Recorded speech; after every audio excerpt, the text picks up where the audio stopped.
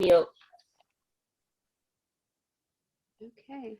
All right, tonight we have a really special edition of our healthcare inside the prison walls about being incarcerated. And tonight we have with us Bobby Joe, who has a very special place in my heart because Bobby Joe's mom was incarcerated and her name was Billy Joe. And I wonder, Bobby, if you could just tell us a little bit about your mom and about her healthcare crisis. I know it lasted the whole time she was in there. Tell us a little bit about it. Yeah, well, she started out, she had we thought was basic issues, some things with her breathing, some things with her skin. Come to find out she had cancer, and they just kept putting her off and putting her off. Eventually, she did die from it right after her release, but it definitely could have been avoided. So if I remember right, she had breathing issues for years and years and was treated with things that she wouldn't normally have taken on the outside. Is that right? Yes, absolutely. And I know she struggled at first because they wouldn't give her her own inhaler. She was sharing it and she kept getting infections in her mouth from having to share an inhaler with other inmates. And so, of course, as a daughter, I was always concerned.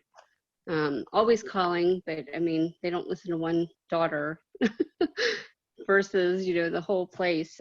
So it was very hard for me to watch because I felt like I could have avoided a lot of the things and struggles that she had. She had her finger amputated while she was there because of cancer, and it was literally just a skin cancer. They could have put a cream on and avoided maybe minor biopsy or something, but she wound up losing her finger while she was there too. So I just constantly watched her struggle and the treatment that she received for something that seemed so silly a lot of the times. And I was blessed that she was actually past a certain point in her life so she didn't have to deal with some of the issues that other women did. I don't know that I could have handled that on top of all of her health issues too, because she was humiliated for other women. So if I remember right, she was given steroids or something, and I know she told me that she was gaining weight and she was swollen, which is hard to believe because that's the only thing I knew, but go ahead. Yeah, she gained over 100 pounds from all the steroids they gave her quickly, and that made her blood pressure skyrocket, obviously. And the advice that she was given was they cut her off from being able to buy anything at the commissary, and they told her to trade her food for healthy food, which, of course, I know she loved her vegetables and things, and she did. She would trade anything to get her hands on a few, but it just was impossible. She was always hungry, trying to eat the little bit of vegetables or fruit that she was allowed, and constantly trading her other food, which I don't even think she was allowed to do, to be quite honest. They were telling her things that just didn't seem to make sense. So the weight caused her blood pressure to go up. Her blood pressure caused other problems, and then she couldn't control it because she couldn't get any access to anything to control it besides just eating the little bit of food that she could get her hands on. Yeah. So all those phone calls that you made, do you think it made any difference? In the very, very end, I do. Not until she was terminal. I mean, until they knew that she was absolutely not going to make it, I don't think any of my calls made a difference, unfortunately. They made me feel better. I felt like I wasn't just sitting by and letting it happen. But I was out of state, so that made it hard too, because it was costly at first. Before they changed the programming for the phone system, it was over $25 every time I talked to my mom on the phone. So a lot of times I was writing letters. And I was so grateful when I could actually talk to her daily, because then I could sit on hold and get through to somebody at the prison and then get back with her and let her know that, somebody cared besides me. Yeah. Do you get a sense of how your mom felt about her health while she was in there? I mean, I know she was frustrated, but was scared. She was flat out scared. When she first went in, she was worried about her children. All four of us have heart issues and things, and she was worried she was going to lose one of us. And then when the shoe was on the other foot, it was frightening because she was afraid we were going to lose her, which I think she didn't realize how hard that was for us. And our hands were tied, and she kept saying it wasn't fair because there was nothing that we had done wrong. Right. it was really hard to watch her try to protect everybody, because she did. While she was there, she just tried to protect anybody that she could. Mhm. And tell everybody a little bit about her attitude and her maternal instincts.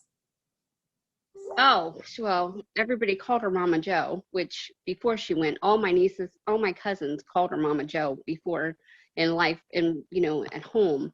So that doesn't surprise us, because everybody treated her just like she just, everybody was her kid. I mean, everybody. She just couldn't let anybody do without, or, be without. She was constantly mothering.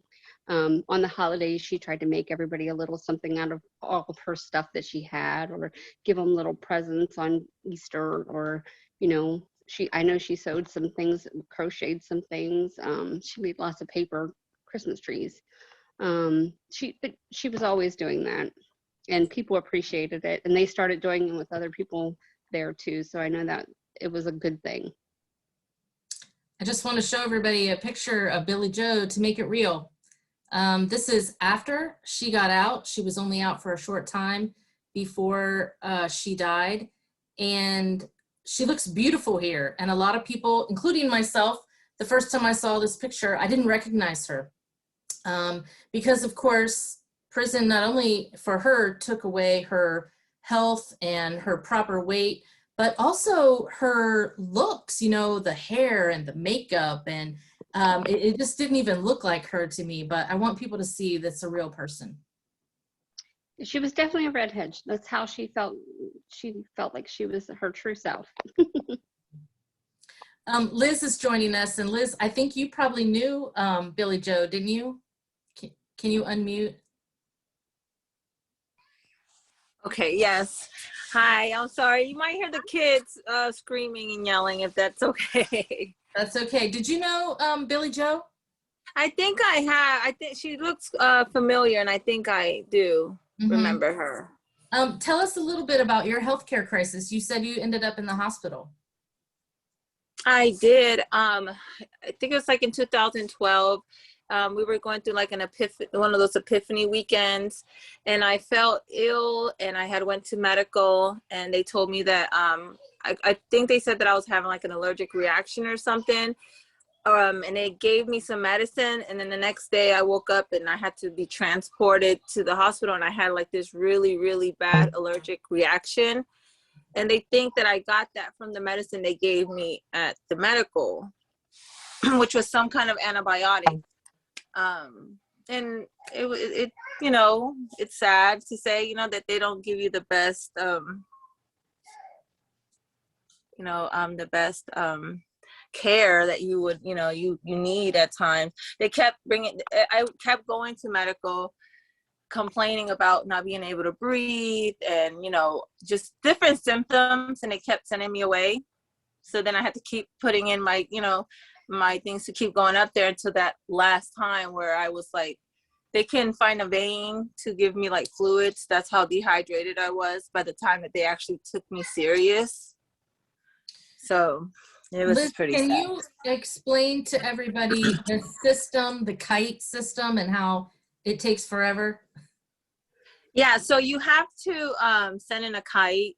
I remember well. You have to send in a kite, and then they'll send you like an appointment or whatnot, like letting you know when you can go up there to be seen. And if you get seen and whatever, you go back. It always takes 2 to 3 days to be seen, after you go through the process, and that's probably like the quickest. So it's scary because a lot of people have a lot more issues that need to be taken care of, and if you go up there you get tickets, or if you go up there with if you're just whatever reason you get in trouble. So it's kind of scary. Bobby Joe, did your mom have that issue too, where she couldn't be seen fast enough? Yes, she actually started mailing me the kites because I assumed that maybe she wasn't doing something properly, and I was like, well, show me. Like, Yeah, no, it's but yeah, no, it wasn't I got them, and I was like, and I was reading the dates, and I seen how long and how many times she had asked. My mind was blown. It would really, I just thought maybe she misunderstood, because she really had never dealt with the system before ever. So, and neither had we. So we were very new to it. And I kept saying, maybe you're misunderstanding. Maybe if I call, like I'll fix it all. It wasn't like that. And it was definitely a long time. With her actual cancer, I mean, it was like 6 months. She was telling them something's wrong, something's wrong. And I was telling her more and more things that it could be that maybe, so it was a very, very hard thing. I can't imagine how many times that happened to other women over and over and over again. It's sad, because like I said, they don't really, like your mom, the process, and when you know that something's not right and you're trying to explain to them and they're like, yeah, whatever, go back, and you get sick again, send us another kite, and that whole process, and it's just it's sad. It's really sad. Well, and the nursing staff, even once they know there's a problem and they know it's very serious, they're limited too.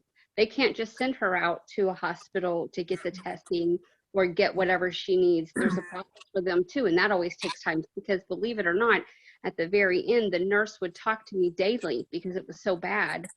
And I think she felt bad too because her hands were tied. There's only so much they can do. Yeah. I was fortunate to know Billy Joe, period. But at the end, she said to me, something's not right. And she showed me a redness on her skin. And I saw her once a week for 4 months. And this was going on during this whole time that I was there visiting every week. And I just couldn't understand why there was no progress. There was nothing, being done. They were not sending her out. So it didn't surprise me at the end to find out that this had just gotten worse and worse and out of control. It's ridiculous. I know we only have, 10 or 15 minutes. Kaylin, do you have any responses? Okay. Wait, you're muted. I pressed the button. Okay.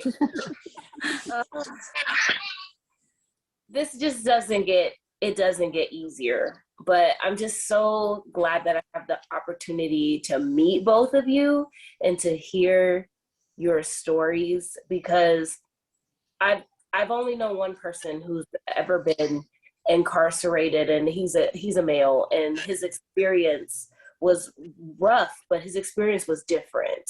And I'm actually quite speechless, because for the both of you to be able to get on here and tell your story and to do it with so much courage and strength is just, it's so admirable, because me just hearing it makes me emotional. Like, I was literally holding back tears because it's just so unfair to, like, Bobby, I could feel the helplessness in your voice, and I couldn't imagine my mother or someone that I cared about so deeply and not being able to help. Oh, it was hard. So I can only imagine how it affects you. And I think people forget about the families. I think people forget about that this problem doesn't just affect the person dealing with it, but everyone involved. And this creates generational problems, generational trauma. I'm sure that this has caused you some hindrance in your life, Bobby, and Liz, I'm sure this has caused you some issues. And to be on the outside of it, I feel this tremendous responsibility to make sure that you guys' stories get out there, because it's not fair that your mom had to pass away for something that was treatable. It's not fair you have to wait 3-4 days or more to be treated for something when the system can bring in individuals and prioritize the health of women so that this isn't a problem. What hurts the most is these are fixable issues. If we just care enough, if we care more, these problems are fixable. Your mother's death is not in vain. And, I'm doing all that I can to make sure that, these stories are heard by other people, because people don't know. They don't know what's going on. And most people in your shoes don't have the opportunity to speak about it. You're so busy helping your mother and trying to live your life that you don't have time to go out there and, you know, advocate like I am and do all this extra stuff. You're trying to make sure your mom is good, and you're trying to work because it's $25 a phone call and all of these things. And people just don't know that. And if more people know, more people will care. And my goal is to make tangible change, like through policy development and legislation development, so that this can be fixed. And the only way is if the people like you and people like you is come forward and tell the truth about what's really going on. So I really encourage you guys to go out there and you know, continue to tell these stories and keep your mother's legacy alive, because it's stories like this that make it worthwhile for me to do this. Like, Heidi, thanks so much for sharing her picture, because this is a real person. May I ask how long ago she passed? 3 years. 3 years. So relatively recent. So these problems are Seems like still going yesterday. on. And that's what I mean. It's not something that we can ever expect you to just move on from. This is going to be something that you will be dealing with. And this is what I'm trying to tell people, is that when individuals are incarcerated, when they leave, it doesn't just end there. The long-term effects, the lifelong effects sometimes linger with that person, but also the people who had to watch and the people who had to deal with this. So I'm just here to encourage you both, and I'm proud of both of you for being able to be here and to tell your stories. And you guys don't even know me, so for trusting me with this information and for being vulnerable, I thank you both just so much. And I promise I'm going to do like all that I can to be sure that we are addressing this issue. So I really don't know what else to say outside of, you know, just thank you. And I promise that I'm going to continue this fight. So my fight has been to bring awareness to the poor healthcare system in prisons, but also the denial of feminine hygiene products. So can any of you speak to that at all? Like, what was it like trying to manage, you know, your menstrual cycle? Okay. Yeah, I can. I did. You know, it. Okay, already, you know, getting your, your period in there already, it's uncomfortable, you know, because it takes a lot, you know, it's not just simply just bleeding, you know what I'm saying? It comes with a lot. So, but when they gave us these feminine products that would literally fall apart. I mean, not to be like disgusting, you know, but it just, they wouldn't hold, you know, and then they didn't give us enough. So we would have to, you know, buy some from other people, or even, you know, just, you know, I guess I don't want to say it, but people would just take them from like the quartermaster, you know, if they had the opportunity to, you know, but it just wasn't, they didn't really give us, no, you can be real and raw about it. Women were telling me they were bleeding on themselves, and the like I don't want to know. Like, you can say it, but that's what we need, that truth, right? Like, and then it's disgusting. You know, it's something that we can't control. You know what I'm saying? And then they look at it like, oh well, you know, like it's okay, go baby. Sorry.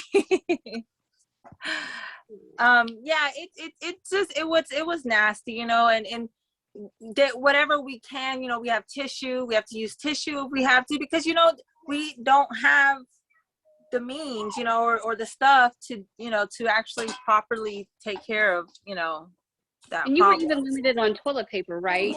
Yes, they only give you certain rolls. A period.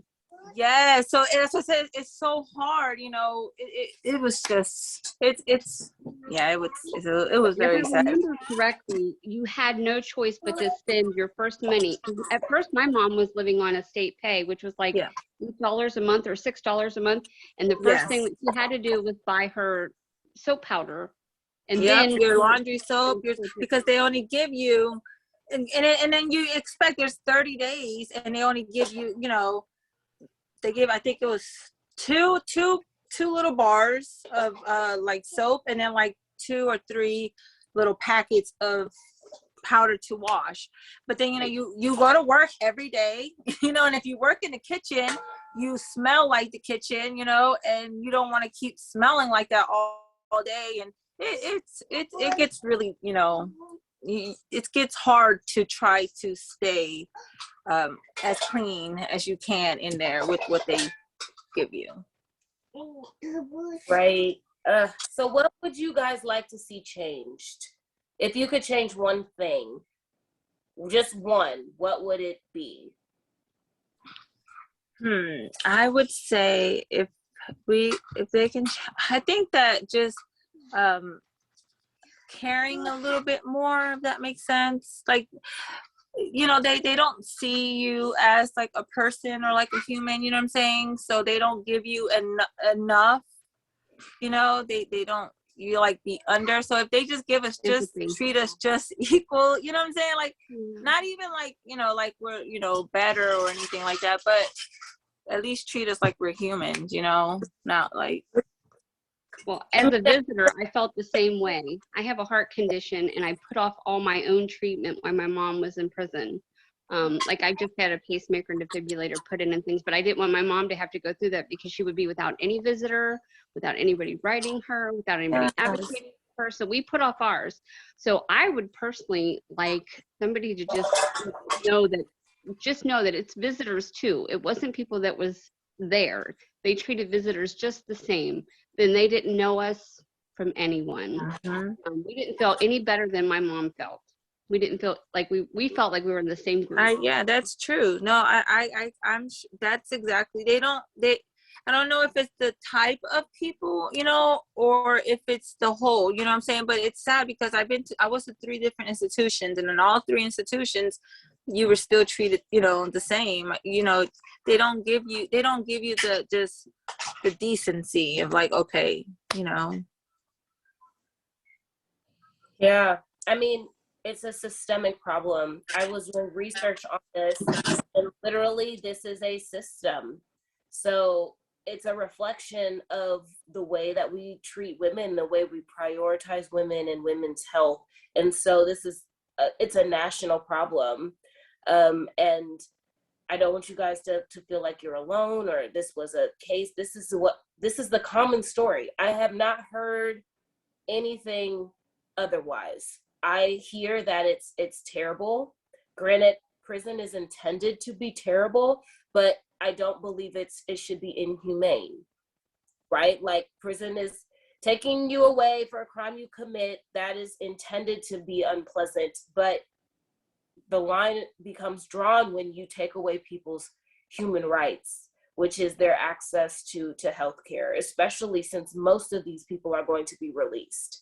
You don't get to decide, who lives or dies, who gets this and who gets that. And because we isolate prisoners and there's such a stigma with being criminalized, we have validated, right, this maltreatment, and we allow these prisoners and these prisons to be casted off somewhere where nobody knows what's going on.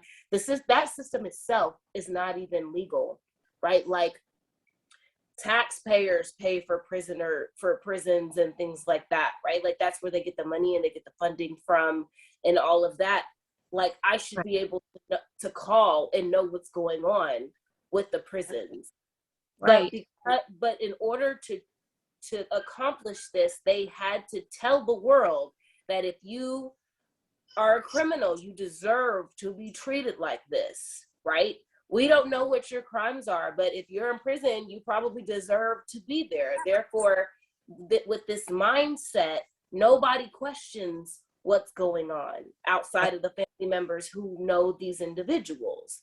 And so my goal is to, again, not just try to be sure that we provide the adequate health care, but to also change the mentality around this, to restore the humanity of individuals and remind those who are in this fight that you have rights, that you're a human being.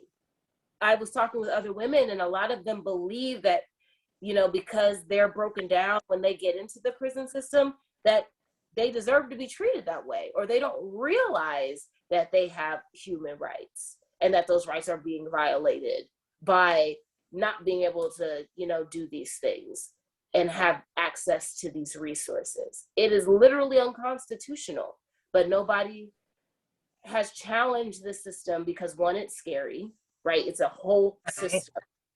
And two, there's this disconnect where half of the world understands and the other half, and a lot of that half that's creating the policy, right, they're like, they shouldn't have committed a crime and they wouldn't have to go there. They don't see a lot of what gets people in prison in the first place, and they don't see the need for actual rehabilitation. And so just to clear that up for you, Liz, it's more of a systemic thing. The COs, everybody that comes in is trained to think in that kind of way. They're trained to see those individuals as numbers, right? Like if you're going to work in this environment, you're going to have to know what you're getting yourself into. They're trained to desensitize themselves because everybody has a story. Everybody's going to try this. Everybody's going to try that. And I feel bad. I feel bad for COs as well, right? Because they're at risk with this as well. When you guys' health is at risk, their health is at risk. Yeah. And so it becomes a situation for them as well, where they have to go in and they feel like they have to protect themselves and things like that. So it's a whole ideology. It's a whole psychology. And, you know, I'm just trying to bring awareness to this. I'm just one person. So I just encourage you guys to go out and tell your stories and to help people realize that this is a systemic problem. And the only way we're going to change it is if the people rise up and revolt against the system. This was a created, crafted, intentional system, which means it can also be deconstructed. It does not have to be like this. Absolutely. And we just, because of how we feel about people who are incarcerated, we validate this and nobody is challenging it. The same way we've been able to change the world and change laws, right? It's because people have risen up to do so. So I'm encouraging you guys to just take these stories, put them out there, you know, make videos, send messages, send mail, talk to whoever you need to talk to, and just begin to help restore this, because you guys' stories are not in vain, at least not with me. I don't know how many people you've spoken to about what's been going on, but I'm not gonna just allow it to pass me by. I'm gonna do all that I can and continue with this fight, elevating your voices and centering your experiences at the root and the foundation of this fight, so people know that this is about people. This is about people's lives, you know, and most people are in prison for non-violent crimes anyway. So how do we decide who gets this, who gets to live or die? Because when you're playing with people's health, you're making that decision. Yes. And I don't think that these policymakers and these CEOs should have that much power. So it has become a power struggle, in my opinion, especially with women, where we are seeing women having to choose between their needs and their dignity and all of these things because of a whole systemic ideology. So I am proud of both of you. And we only have like 10 minutes left before this thing cuts out. And so do you guys have any questions for me? I actually want to, I want to thank you, also, you know, for, you know, dedicating yourself, you know, for, you know, these, you know, issues and for the women that, you know, that don't, you know, come forward or even talk about their experiences, you know, and for just caring, you know, it's a lot, you know, to just care enough to be like, okay, you know, this is just not right, you know, or this is unfair or whatever feelings, you know, you have, and just standing up. Because like you said, it's hard. For one, no one's doing it because it's hard, you know, and that you're actually, you know, the courage that you have to Thank face them. you. So I want to say that to you. Thank you. Oh, thank you both so much. And to me, that's the root of this. You have enough people who care. We could easily change this. And that's my goal, is to just get more people to care, get more people to change their perspective, because I feel most of this is an issue of perspective. Heidi, The I feel shame, like you're you have taking something away to some of say. the shame. Did you What'd have you say, something to Bobby say, Joe? Heidi? I said, you're taking away some of the shame. I was never ashamed of my mom. She always handled herself with pride, and I was never embarrassed. But some people are, and they're afraid to say where Very they've been much and what so. they've went through. And so you're taking away a layer It's of a that shame. stigma, you know. You don't want, you know, everyone already looks down, like, oh, you know, oh, you're, you know, it take, like I said, it is like you were saying, it's everywhere and everyone's outlook, you know. And we need to change that, because I'm still a mother, I'm still, you know, a wife, and you know, a daughter, and Yes. you know, I'm just like everyone else who just made a mistake, and you know, trying to live past it. And You there's know, the other, people like Caitlin that actually, you know, care to help Yes. us out here. Well, it's thank honorable, because I don't think Kaylin has any family. She has this one person that she knows. And it's so easy to just sweep it under the rug and be like, well, they'll be out soon, or I never had that person in my life anyway. And people get forgotten when they're locked up. And at least, you know, I've been on the inside visiting and teaching, and I get to know people, and that's where my motivation comes from. So props to you, Kaylin, for jumping in, you know, in front of the train when you didn't even have, you know, a person in the game. Yes, Yes. yes. Absolutely. you. And I don't know how much time we have, but I About think 5 minutes. Oh, okay.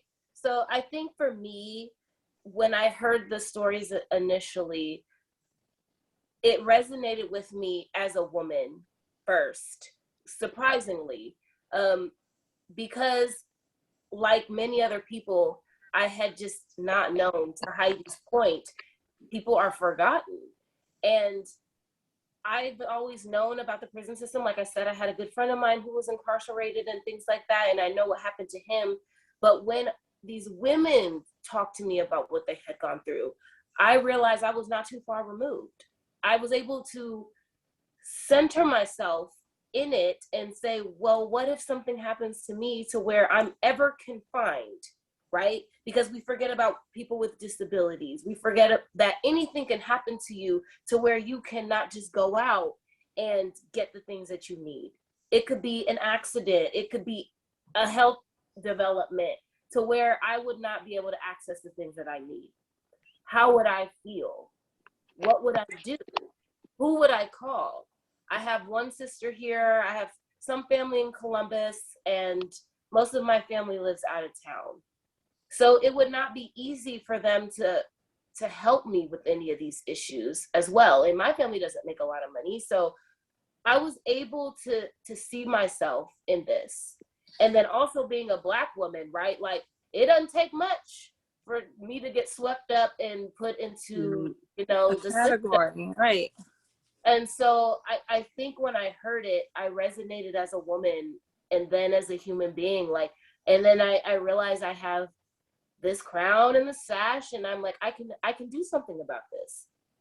I have been presented with a lot of issues, but I have never gone as hard as I have with this. And I think the root of it is just, I can relate to what it's like being a woman and fighting for things and not having people, you know, prioritize my womanhood and understand that as a woman, we have to move differently, and society is not set up for us to do so. And You know, Kaylin, in the last couple of minutes, I want you to think about this tonight, because what you said is so right. And if I'm not mistaken, Liz, you were incarcerated in Ohio where your family didn't even live. Is that right? Right. Imagine it. Yeah. You don't have anybody in the state. No one. Yes. It was, so no yeah. one was able to visit you, right? Yeah, I was out My in San husband Diego. came twice, and that's it. And that's, It's hard, but you know that. Thank you, you know, for you people like you and Heidi, you know, that care about people like us and help us and you know and care, you know. I want you to stop right there. Stop saying people like you. You mean a human being? Yeah, I mean, you know, What is I mean, it's sad to say, sadly, you know, that I have to. You know what? There's probably lots of people that have committed crimes, right, that haven't gotten caught. So there's no people like you. I know when I was younger, I did some stupid things and I just never got caught. And so I don't believe there's a people like you. I think you're a human being that, like you said, you made a mistake and you just happened to get caught. There are so many people. I mean, look at all these people that we idolize. It's, you know, they're coming out with all these scandals and they have all this money and all this other stuff. And you're like, why are you doing this? You have so much money, you have everything. And so people like you, there's human beings, we all make mistakes. And because we stigmatize certain groups of people or we over police certain groups of people or whatever, there are people in this world who are more likely to get caught. They're not more likely to commit a crime. They might be more likely to get caught because of their circumstances. You have wealthy people, rich people, poor people, everyone commits crimes, right? But if you have a police car in front of this house and not one in front of the other, and they're both doing the same thing, somebody's gonna get caught and somebody's not. Right. So I just kind of want you to get out of that mindset of that I'm a different person. You're not. You're a human being and you made a mistake and you're gonna move past it. And I just hope you start to think of yourself in a different kind of way and realize that nobody's above you and nobody's below you. You know, that's a perfect note to end on. We have about 30 seconds left. Thank you, ladies, for joining us tonight. I love you guys. Thank you for everything. Okay, bye. Thank you. Heidi, thank you.